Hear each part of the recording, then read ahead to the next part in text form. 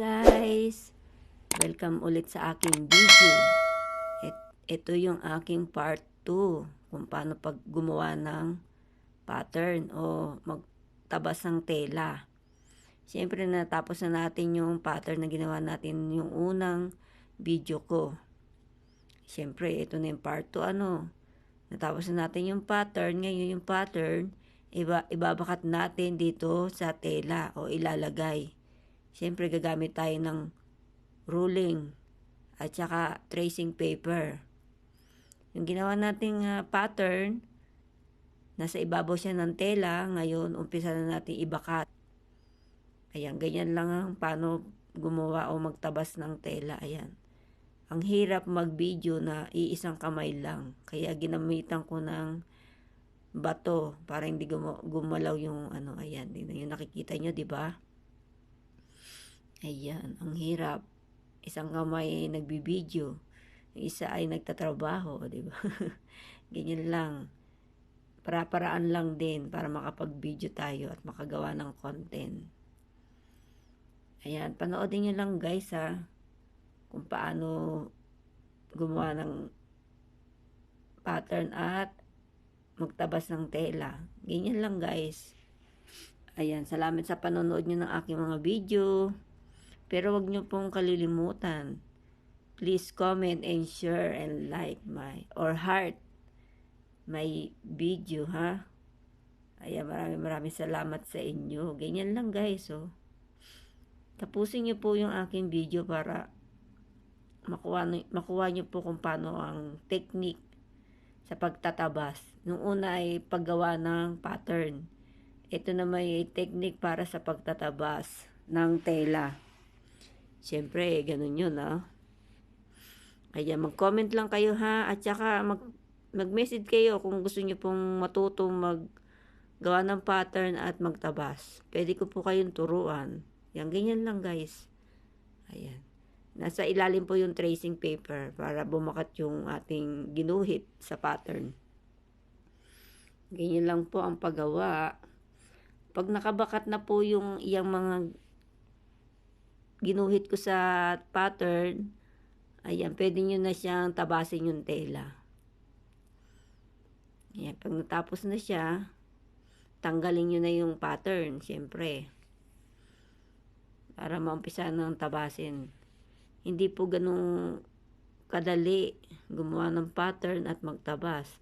Kailangan sakto talaga yung sukat nyo sa customer. Kasi pag hindi, madadali tayo ng customer, sabihin niyan hindi sakto ang sukat mo, ganun. Ang hirap pa naman ng mga customer dito talagang maligalig pag hindi nagsaktong-sakto sa katawan nila yung sukat. Kahit nahirapan na silang huminga. Gusto nila medyo masikip sa katawan nila. Ayan, ganyan lang guys, Ayan, para matuto kayo kung paano magtabas at gumawa ng pattern. Una-una, syempre, pattern muna bago tayo magtatabas. Ganun po yun.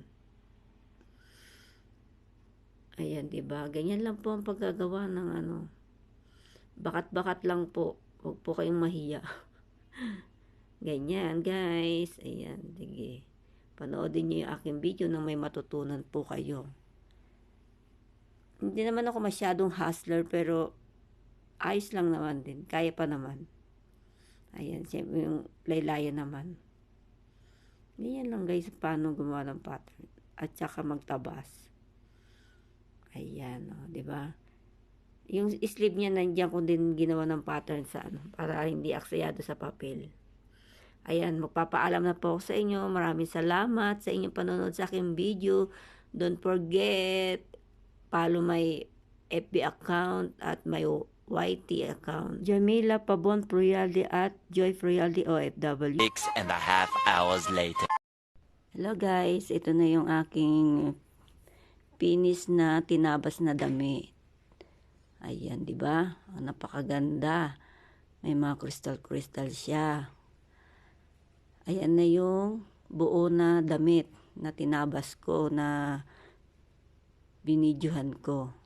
Siyempre, hindi ko na pinakita kung paano ko tinahi.